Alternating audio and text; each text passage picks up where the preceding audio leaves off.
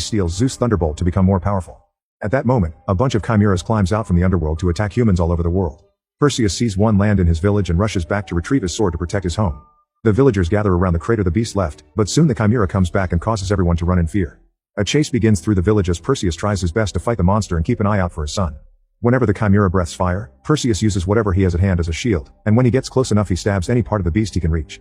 He ends up being knocked to the ground, but when the chimera is about to kill Helios, Perseus puts himself together and gets the chimera's attention on himself, causing it to get tangled in a bunch of chains. The monster begins running away and drags Perseus with it, and once they're outside the village, Perseus grabs the chains and tricks the creature into breathing fire, which causes the chimera to burn itself. Afterward, Perseus asks a healer to take care of his wounds and Helios to come with him to the Mount of Idols, a place where people used to worship the gods but nowadays is in ruins. They find Zeus' statue and start praying, but the one to show up is Poseidon, who barely managed to escape at the last second. He tells Perseus about the betrayal and that Zeus has been captured, so Perseus must find Poseidon's son Agenor, who is with Queen Andromeda, and together they shall look for the fallen god Hephaestus, who has the key to defeating Cronus. Then Poseidon asks Perseus to give his son his trident before he dies. In the meantime, Zeus is chained up in order for Tartarus to absorb his powers and use them to free Cronus. Ares uses the moment to explain he hates his father because he's always had clear favoritism for Perseus, who insulted the gods by preferring to live as a human. Cronus has promised Ares and Hades immortality if they free him, but Zeus thinks it's all a lie to get them on his side. Back in the village, Perseus finally accepts he needs to fight, so he says goodbye to Helios, who gives his father a dagger he made himself. Then Perseus calls for his black Pegasus, who takes him high in the sky. This allows him to find Queen Andromeda's armies, who are getting ready to fight near the entrance to the underworld.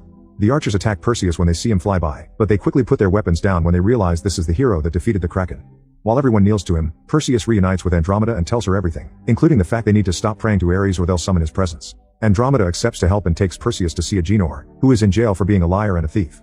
Perseus explains the situation and Agenor turns him down, not wanting anything to do with the gods that abandoned him. However, Perseus points out this could get him freedom, so Agenor asks for a royal pardon, gold, and a boat in exchange for his help. Andromeda accepts to give it all to him for the sake of humanity. Later on Agenor's new boat, Andromeda learns that Hephaestus was the one that made Poseidon's trident, Hades' pitchfork, and Zeus' lightning bolt. If they put those three together, they can form the Spear of Trium, the weapon the gods used to defeat Cronus the first time. Hephaestus lives on the island of Kale, which was never found, but Agenor swears he knows how to get there.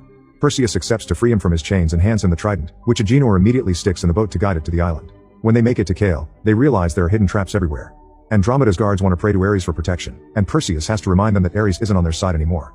The group tries to be careful, but Agenor still walks into a wire and gets captured inside a trap. While they discuss how to get him out, the trap is suddenly taken away by its ropes, and Perseus tries going after it only to find a tree being thrown at him. Perseus quickly dodges it and is shocked to discover a Cyclops is behind all this. Andromeda's team tries to help him, but a second Cyclops shows up and begins killing the soldiers. Andromeda hides with her guard Corinna, who tries to pray to Ares and Andromeda has to shut her up. A Cyclops is about to find them, but suddenly it hears a painful scream from its companion and it rushes to check on it. It turns out Perseus has managed to stab the Cyclops following him, and with the help of the soldiers, he activates one of the forest traps to knock it out. The second Cyclops comes to attack and Perseus activates the trident to defend himself. This causes a third Cyclops to show up and stop its companions because the trident is the symbol the group was sent by the gods. Agenor is freed and the Cyclopes kneel for Perseus in respect. Meanwhile Ares takes advantage of Zeus being chained to start hitting him over and over. Ares doesn't know his own limits, so Hades has to stop him before he ruins the plan. Zeus begins aging at a great speed as the chains cover his arms in lava to absorb his power. Moments later, the group finally makes it to Hephaestus' lair. The old god doesn't sound very sound of mind, but he recognizes Perseus and informs him he can't help because he doesn't have godly power anymore since Zeus took it from him when he banished him to the human realm. Andromeda grabs Hephaestus' hand and begs for his help, which is enough to make him change his mind because Andromeda reminds Hephaestus of his wife Aphrodite. Hephaestus then reveals he was the one that designed Tartarus and included a secret passage they could use. They need to get to the heart of Tartarus, and for that they need to cross the labyrinth that surrounds it. The group leaves to reach a different building where Hephaestus has hidden the labyrinth entrance, and he gives Agenor a map of the labyrinth just in case. When they're about to make it to the door, suddenly Ares shows up. He kills Andromeda's remaining soldiers and Perseus punches him for it, but he isn't strong enough to cause damage. While Hephaestus opens the hidden door, the group attacks Ares, but he's too strong and easily pushes them all away. Corinna gets on her knees and reveals she was the one that prayed for him, but Ares thanks her by killing her. Seeing they're all about to be defeated, Hephaestus keeps the door open with his staff and goes to confront Ares to buy the group some time. While Ares takes his time killing Hephaestus, Perseus, Andromeda, and Agenor run inside the labyrinth, and the door closes behind them. The trio begins exploring the labyrinth using the map Hephaestus left them. Perseus keeps hearing a voice calling his name and asking for his son, and Andromeda sees a vision of Corinna that runs away from her. After lots of twists and turns, Agenor decides the map is useless and that they should follow his navigator instincts he got from his dad. At that moment, the walls start moving and closing paths around them, so the trio runs away before they get crushed. They reach an inner area of the labyrinth with giant moving rings that cause them to fall and get stuck between two walls. The semi-gods use their strength to get Andromeda out, and Agenor quickly follows, but Perseus falls again. In a dark corridor, Perseus finds Helios and has to remind himself he isn't real. He goes looking for his friends only to be suddenly attacked by a minotaur, who tries to stab him with its horns. A fierce fight begins, and after lots of struggle, Perseus manages to push the Minotaur into a wall to get its horn stuck. Perseus then begins beating him up, and when the horns break, the Minotaur tries to use Helios' voice to ask for mercy, but Perseus kills it anyway. Since the Minotaur was the protector of the labyrinth, now that it's dead, a clear path opens for Perseus. He reunites with his friends, and together they finally enter the heart of Tartarus. Meanwhile, Zeus apologizes to Hades for banishing him into the underworld and confesses he forgives Hades for capturing him now. Hades starts changing his mind since he's always wanted the approval of his family, but at that moment Ares shows up and attacks him to stop him from freeing Zeus. After exchanging a few hits, Hades grabs Ares and makes them fall into the abyss while Cronus finishes absorbing Zeus' power and finally starts waking up. The trio arrives and Perseus uses Poseidon's trident to free Zeus while Ares makes his way back up, ready to keep fighting. Andromeda and Agenor try to stop him to no avail, but suddenly Ares falls when Hades attacks him from behind with his pitchfork. The trio runs away with Zeus as Ares takes the pitchfork from Hades and throws it at Zeus, stabbing him in the back.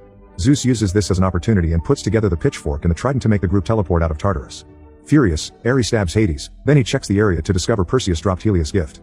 Minutes later, the group appears at Andromeda's camp, but Zeus doesn't have much time left. He tells Perseus that Ares has his lightning bolt, so they need to steal it and make the spear, which only Perseus can wield. The group makes a plan. Agenor, Andromeda, and her army will hold Cronus back while Perseus gets the bolt. He prays to Ares and asks him to meet him at the temple, which he reaches by flying on his Pegasus. The entrance to the underworld explodes and fireballs begin falling all over the area, bringing all kinds of monsters with them.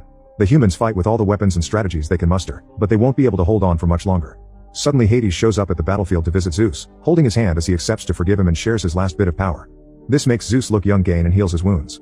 Then both gods join the fight, bringing down monsters as if they were flies. Meanwhile, Perseus arrives at the temple and discovers Ares has brought Helios, because he wants him to watch his father be taken away like Ares had to watch his own.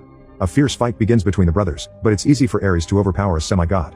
When Ares is about to kill Perseus, Helios comes forward with his dad's sword, which distracts Ares. Perseus uses the chance to jump on his brother from behind and steal the lightning bolt, which he then uses to finally kill Ares. Now that he has the three weapons, Perseus puts them together to create the Spear of Trium. Meanwhile, Cronus finishes awakening and appears on the battlefield, so Hades and Zeus concentrate on attacking him. Their power is weak and can't do much, thus Cronus ignores them to start destroying the area instead, shooting lava all over the place. Perseus arrives on his Pegasus, but he can't come closer to strike because of all the raining lava. Hades and Zeus put their powers together to land a good hit on Cronus and give the chance Perseus to fly closer. This enrages Cronus and causes him to hit the land to send a powerful wave toward the gods. Zeus pushes Hades out of the way and puts up a force field, but he isn't strong enough and gets hit back. This distraction is enough for Perseus to dodge Cronus' last lava wave and flies directly into his mouth to stick the spear directly inside his body. The plan works and Cronus explodes until nothing but ash is left behind. The army celebrates and Andromeda is glad to see Perseus flying back alive. Afterward, Perseus reunites with Zeus, who mentions the era of gods is over and thanks Perseus for his help. Since Hades can't buy him any more time, Zeus dies in his son's arms. Then Hades announces he's powerless now, so he'll have to start a new life. Moments later, everyone at camp begins taking care of their wounds. Agenor bonds with Helios because he wants to be a good uncle, and Perseus approaches Andromeda to kiss her. When father and son get a moment alone, Helios admits that after seeing war, being a fisherman doesn't seem so bad. However, Perseus wants him to be ready for the future